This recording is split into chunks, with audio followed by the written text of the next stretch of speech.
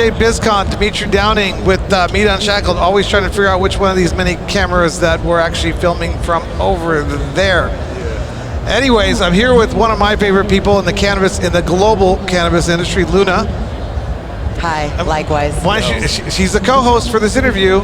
Yes, it's an honor to be here with Respect My Region. Super well-respected thought leaders in this space. My name is Luna Stour. I'm the Chief Impact Officer here at iSpire. iSpire. We do vape hardware and induction dab devices for the cannabis space and beyond. You know, I'm so honored to be here. We need an iSpire device right here. A dab rig? Yeah, Adam, will you grab me my dab rig right there, the dab pack? Yeah, so we are here with Mitch, another one of the great leaders of the American cannabis movement. Good to see you. Hey, appreciate y'all, man. Crazy shit happens when Mitch pops in. Last time we were doing something, we were in Arizona, and then Jim McMahon walks up. He saw me, and so he wanted to get a slice of the light. No, I'm playing. No, as soon as I sat down, all the NFL guys came over, and I'll let them, let the players play, man. Well, we had earlier we had Andrew Klein, who was one of the guys who's a thought leader in interstate commerce. He's on the Biden advisory board, federal regulations, and then comes Ricky Williams, and so we just gotta scoot them apart. And, it just happens that way, and MJBizcon is like that. It's magical. Walking these halls is everything. I feel like Willy Wonka in the chocolate factory. Although that would probably be Hall of Flowers too. So how does that work? Anyways, so Mitch, this is about you. Although we should probably make it about Luna too, but we'll make another one about Luna. Well, this is about you. Tell us, Mitch, when did you first venture into cannabis? What's your journey? From a consumer standpoint, like a lot of people, high school, probably like 14, 15, around that age. Yeah, which is Unshackled, so we can go there. Okay, and then, moved into the commerce of it, in the late teens.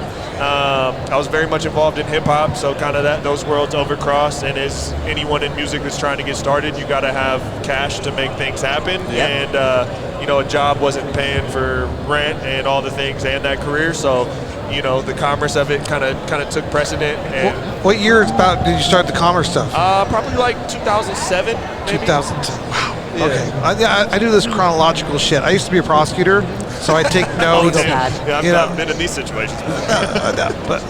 This is a dope deposition. Those were old, long time ago. I would be telling the truth if it was a real. It's Unshackled. You know what? I did mostly domestic violence, and I cannot tell you how many sentences I said suspended. Just don't do it again, and you get these $5,000 5-year sentences suspended because these people are just transacting and stuff. You're like, it's not a big deal. Then they violate the probation, they come back and get in jail anyways. That's what's fucked up. We didn't even think about it. It just happened all the time. Yeah. But those days are behind. So 2007, you started growing, or? No, just commerce of it. Just selling weed, man. I've flipping. Yeah. Never really been a grower. Much respect to him. I couldn't do it without him. And back in those days, it was all about finding the right one. Yep. They had the right quality of product for the right price. Same stuff we're doing the now. Plug. Yeah. Hey, already. So you're probably. I mean, you're a young guy. That's elementary school for you. Was that? No. That was like 19, 18. 19. Yeah, Okay. You're a little older than I thought. I thought you were I was like, he's dealing to his primary. It's cannabis. It preserves all of our cells. We look great. He's the second grade plug. Yeah. Teacher. Hey, I was 11 years old the first time I sold, smoked, and started being around growing cannabis in 1996. We were in middle school. I mean, it's kind of like that. It's not a scary, dangerous thing. It's just a plant. So even though it seemed like it was illegal, no one ever really felt like they were doing anything wrong. Absolutely. We have to do a whole episode on your guys' plug things, by the way. Yeah, it's a nod to this life. I mean, it's a nod to what brought us all here. We didn't know that what we were doing when we were just trapping and hooking our friends up was actually creating, expertise in a really important space. I mean, it's a mix of agriculture, it's finished packaged goods, it's transportation, it's storage, it's education. It's such an important thing. That's why you guys attack it from all angles. Okay, so 2007, you're dealing to your second grade teacher. Then what happened? Progressed a little bit more in that life. 1918. I was also doing music, back then. So a lot of everything at that point was kind of selling weed. And like you said, I didn't understand, what I was learning was supply chain, target demographic, pricing. I learned customer service, learning all these things, positioning, right? That a lot of cannabis brands now have no fucking clue about, right? To hire a consultant. That we learned then. And I was also doing music, so I was also in the studio a lot, creating stuff, selling mixtapes, throwing shows, traveling around with music, trying to build, same thing that we're doing like this, building networks, going to events, conventions, trying to build relationships. So kind of two different worlds, and you know, kind of pursued that until Washington got the legislation caught up. Wow, so this whole time you're living in Washington? Yeah. Well, a little stint in Portland. So I was in the Pacific Northwest for sure. Okay, you're Pacific Northwest guy. Okay, so about 2013, Washington takes off. That's when we passed it, but rec sales I don't think started until 2016. But obviously we had a really established medical market, and so in 2011 we started Respect My Region as a T-shirt company. Everything again was funded by the Commerce and Cannabis. Oh my God! So you were involved in the legalization movement, the advocacy, I mean, to be honest, what I was doing was, I was never like Joey, my partner, was a medical patient, so he was really learning about strains and what that did for, the different ailments and medicinal benefits. Right. I was more so trapping to make money, but I also really like smoking good weed, so I looked at it from just, I understood strains from flavors that I liked, what I could make money off of, you know what I mean? That's where I came from, and I had friends that owned dispensaries and collectives, and I never got a card because I was under the impression that A, I didn't need to, but B, I thought that could potentially lead me to a penitentiary quicker than anything else, so I kind of stayed away from advocacy, cannabis content, even like we were doing content those days, but we were very much involved in cannabis, but none of it was on camera because I wasn't trying to threaten the livelihood, right? That was the plug to doing everything that we were doing, right? So I was trying to protect that while building a brand that initially the goal was to take money out of weed into something that could be a sustainable career, because at that point you couldn't say, I'm going to be a weed dealer for the rest of my life. That seemed like a really dumb choice, Right. But then 2016 came along and the game completely changed, man. So Respect My Region originally started in 2011, you said? Yep. So how did it change in 2016? What? So when it shifted to legalization, so when we were selling T-shirts, I kind of identified medical cannabis shops were easier for us to sell T-shirts at, and we made a better margin because you had to do a lot of consignment, right? It's a small brand that didn't have proven sales, right? Very much like cannabis, and going the traditional retail clothing route was very difficult. You got very shitty terms. They didn't want to move your product. I knew a bunch of people that ran medical collectives. We were able to sell our shirts and promote our shows in places where nobody else was selling shirts, and they'd give us like a 60-40 split instead of a 50-50. And so I was building all these relationships and promoting kind of to cannabis, not for cannabis, because they didn't quite want to promote it those days. And then 2016, once Rec was online, now these same people can sponsor events and want to, go harder with merchandise, and now they want to be talked about in content. So the same way we were putting together shows and putting together merch and being creative and doing content, all of a sudden we could do it about this whole other world that we just like never showed the rest, all of a sudden the wall wasn't there anymore. Beautiful. So that was 2016. Yep. So after the wall came down, I feel like I'm like in the 1990. The wall came down. Yeah. I'm that old. So after the wall came down, how did that look? What did you guys start doing? We knew early on, like, coming from the legacy market, I understood the power of brand positioning, marketing, and kind of realized a lot of these guys, kind of what we see now. People are coming into cannabis that don't know cannabis, and people are coming from cannabis that don't know business or marketing. Yeah. We know both worlds. We felt like we could be a bridge. We knew we were early when it was just Washington and Colorado legalized. Our model of monetization, we knew we're not going to make shit for money, but we can build out relationships and content will build awareness, and content will also be a vehicle to build relationships. So we just started going super hard with reviewing products, shooting videos for free at cultivation facility, showing up at every freaking event and doing recaps of everything when no one else was doing Absolutely. And then even looking at, writing about strains and stuff, like Jane didn't exist then, Dutchie didn't exist then, Weed Maps wasn't really doing it, Leafly and Seed Finder were the only people that we had to compete with for search traffic for really cannabis terms. So we just knew this is an asset that we can build that doesn't just have value now, to have value long term. And so we just started building out, and budget and bodies are the only two things restricting us from world domination, and trying to increase both every day. Absolutely. You guys are really present on LinkedIn. You do a lot of thought leadership on that platform. Absolutely. How has that been for you as far as changing the game, making it better, or what are the limitations there? Game changer. Barbara Walters over here. I love it. Give me 5. Look at the old school reference. I know Barbara. We love Barbara. No, LinkedIn was a game changer because obviously if you're in this space fighting censorship, shadow bans, losing accounts, right? LinkedIn's the only place we can talk about cannabis and you're not getting shadow banned, you're not getting deleted. I've heard some people deal with that. You can use hashtags. You can actually run ads targeting people that only work at specific cannabis companies. And I come from a world of running digital ads, so just the power of that platform is insane. And so, I was early on Gary Vee. I know he's big now, but I was early, not a super fan, but early, and he was talking about, 2015, he was like LinkedIn, maybe 2016, Yeah, I don't know. I do remember that. He was harping on LinkedIn. Joey wasn't even up on Gary Vee, and I was like, bro, you need to be on LinkedIn. We need to be on LinkedIn, i.e. you can do it, because I'm not about to do it. And then he started going hard, and we saw so much benefit. I was like, shit, now we need, our whole thing is we use the word double down. If something's working, double down. All right, you're going hard. How do we double down?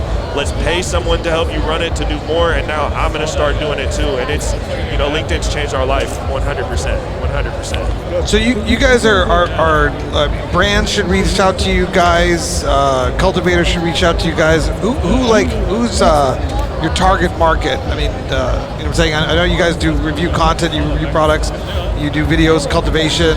What kind of people should contact you guys? And honestly, everyone. So we have 3 verticals, right? We have our media vertical, which is the podcast, the website, putting out content across social media. Right. And so from that, we're reporting on news, we're reporting on, advocacy, a little bit of legislation, not as much of that, but a little bit of that, brands, stories, right? We're reporting on everything in so many aspects. Anything that's cool, in demand, right? We want to talk about, selfishly, we want search traffic for anything that's getting searched, but if it's a good story and we can support dope people, that's all the boxes are checked, And then on the other side, we do marketing agency work where, we've worked with you guys on some stuff, and we work on the back end where some, outward facing person might not know it's us, but we're working on behalf of brands, ancillary, and dispensaries. So in that regard, again, we're working with everyone. Dispensary delivery tends to be the ideal, regular client, but we can work with anyone. We understand a lot of different parts of the game. And then that third pillar of business is, we started as a lifestyle brand. That's not the forefront anymore, but we still sell merch. We have flower product collab in Washington. Well, it's sold out, so you can't get it, but it was in Washington for a couple days before it sold out. We're selling cannabis in California, so we kind of have these 3 verticals, and all 3 of those plug us in and out to different people. Yeah, and I had the pleasure of being actually on your podcast. Yep. They have a big podcast. The way you describe it makes me want to invest in you. I love that, the 3 verticals. It just makes sense, the lifestyle brand. So Respect My Region right now isn't being carried as a brand somewhere right now? So we have cannabis flower. We have 1 SKU on the market in California. Okay. It's the RMR Legacy Smalls. It's a 7-gram bag of smalls. And so the whole goal of that is I'm a legacy weed dealer. I partner with legacy cultivators. We're making a product for the legacy market, because remove me from the industry, just Mitch, the weed consumer.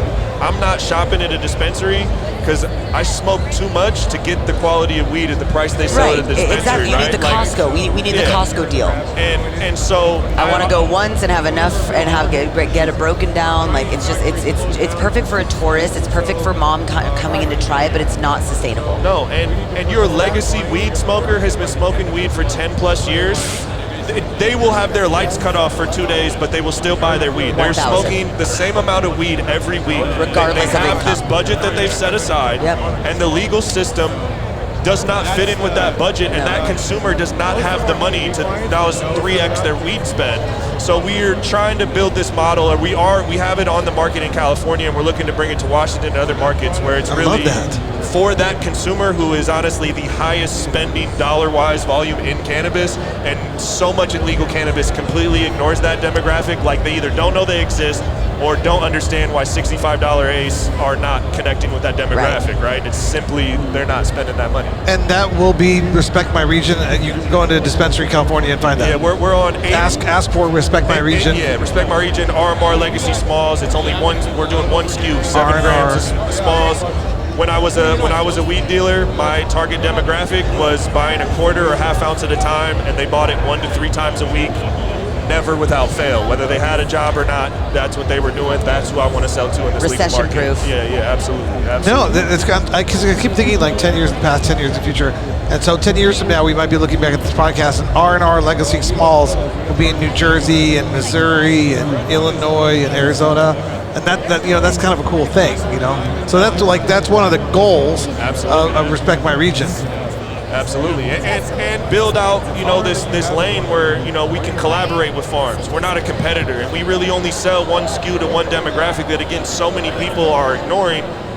I can still do marketing for another company, or they can still advertise on my site. We're not going after the same demographic, and even if still, my demographic is not buying weed from just one brand either, right? They're always trying, the flower consumer is always buying new, right? Like, they're always chasing new flavors, new iterations of flavors they like. So I just don't view the model we're building out as a competitor that'll, ruin our ability to be an advertising vehicle for other brands. Right.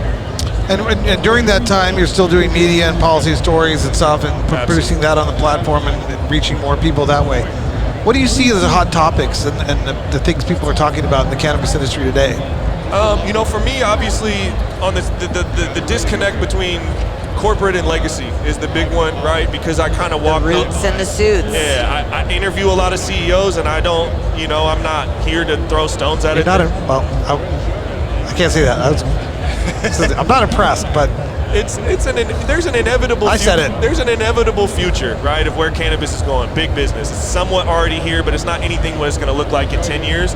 And I'm not ignorant enough to cut that off. But obviously, the legacy is what I come from, and so a lot of the conversations on both sides are people that are unable to reach the legacy, or the legacy feeling left out for a variety of reasons, whether they're a person of color, whether they don't have taxable income to prove to get into this industry, right? Like, there's more than one issue on the legacy side. So a lot of it's on there, rooted around that conversation, I think, from both sides. And then the other issues are, living in Washington State, we don't have home grow, we don't have cannabis delivery, and we don't have lounges, and I don't know if they're going to bring those anytime soon. And so I would love to see some changes in our state and some of these other states. I'm surprised there isn't like a good advocacy or lobbying effort pushing that in Washington. Washington State Cannabis Alliance, they're out there, they're doing what they can, but Washington State politics moves incredibly slow, and we don't have, one of the downsides of not having corporate is we don't have a ton of money to go lobby with it in our state as well as an Illinois or something like that, right? But obviously then they lobby in their favor, and is that better? I don't quite know. So yeah, we're all familiar with the widget versus the respect for the plant kind of concept. I mean, I've gone the full transition, but it was actually from the guys at Normal. Hanging out with the guys at Normal helped me understand the cannabis community, the cannabis plant, the cannabis culture. The corporate guys, if they don't understand that, if they don't get into that aspect of the industry, they're not going to be successful businessmen. It is what it is. I mean, they might hire somebody to fulfill that role, but you have to. I mean, those are the consumers, those are the patients. If you don't respect the OGs, the legacy, the story of the plant, the people, the community, the culture, you're just missing the boat. You look at like basketball, right? Because I'm a hoops fan, right? Like, you can have the smartest, business-minded people behind a franchise, right? But if you don't have the right person that really understands basketball, making personnel changes, not just on players, but coaches, trainers. The Golden State Warriors built a franchise that is a cash machine. Dubs all day. Because they they had the right people in leadership positions that understood basketball. If you look at how they built that organization through drafting, they knew basketball and what they were building. Yep. Sure, they're a massive corporation, but you look at these other, the Nets owner from Russia, or previous one who came in with the super big bank and tried to assemble this Nets team that they had the money, they had the media market, but they didn't have the right leadership that understood what they were all doing, which was basketball. We're in cannabis. Doesn't matter how much money you have, what kind of SOPs or understanding of business you have, if you don't have leadership that truly understands cannabis, what the fuck are you doing? Amen. And this is interesting because I know Luna is out there traveling the world as well, and Respect My Region. One of the things that I found real quickly from the Normal guys and stuff when I started understanding this, I started traveling more and more, is that each region has like a different cannabis culture. Mexico, Spain, Germany, India, Washington, Arizona, and you have all these different cultures in cannabis. And I think I don't know if they're going to be lost as it gets more commoditized. What's the word there? My instinct is commodified. I think my instinct is to say that there will always be stratification. Yeah, words are my thing. There's always going to be a stratification and a bifurcation of what is being fed to us in the mainstream. It's like, yeah, there's a mask that you can buy for $50, or you could just mix apple cider vinegar and some clay and make a mask. So just because they made a finished product doesn't mean someone can't still make their own home brew. I don't know if anything that's coming from the top down or a structured system is ever going to replace something that grew from the ground up. Something as organic as cannabis culture, the way we smoke, the way we buy it, the way we sell it, what we talk about. One thing I did notice in Germany is they call it the Cali. Like they'll use the word Cali as synonymous with high grade or indoor cannabis. So little things like that I think we'll just be adding, but it's hard for me to imagine that there will be an erasure of anything cannabis culture associated. We just don't work that way. We just go farther underground or move around or improve, and we add new things, but I don't really see anything getting totally canceled out. I mean, people still scrape the bowls out of their bong loads and smoke resin bowls. People still do weird, like smoke out of apples and stuff like that. Never would. Just because you got a fancy dab rig doesn't mean I'm not still down to smoke out of an apple if I'm traveling, in another country with on the pipe. Like, have you guys been to Spannabis? Oh yeah, I have 4 times. You gotta come. Mar's been out there, but I haven't. In March, you gotta come with us. You guys gonna go there?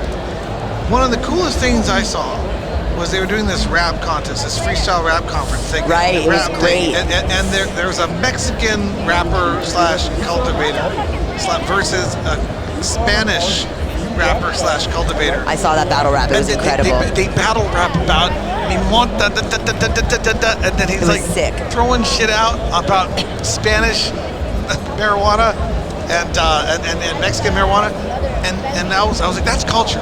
Exactly. That is culture. That is what this cannabis community is all about. It's exactly what you're saying. Those businessmen in suits that think this is a widget, they missed the boat. It's a culture. Cannabis culture is one thing, but you're absolutely right. It is nuanced by region because you look at a lot of that is through regulation, right? And the platforms that were available. And there's a lot of different examples of that, of just how legalization has came to be, how medical markets shaped, who was a little looser with it, who was tighter with it, and that has a super big impact on how the culture and the commerce of cannabis has been going, right? So there's one thing of understanding cannabis, but then there's another thing of understanding whether it's cannabis, basketball, fashion. Every city, food, whatever, is going to have its own unique spin that's just built on heritage, right? And there's so many variables that contribute to that. It's a reflection of the plant. I love it. So we got to wrap it up, but Mitch, how do people get in touch with you? RespectMyRegion.com, Mitch at RespectMyRegion.com, Mitch Pfeifer, PFE on LinkedIn, man. Stay heavy on there. Old Head Mitch on Instagram, tap in with me. I'm out here, man. All right, cool. Luna, and you'll be back for another episode in a second here. Yes, absolutely. After we both go pee. Yes. Yeah, you can find me on the interwebs at Luna_Stour or on Get Icefire, and check out our induction dab heating tools and our disposables. And we're here being hosted by iSpire at MJBizCon 2022. Shout out MITA, shout out iSpire. We out here. Thanks. Smoke weed every day.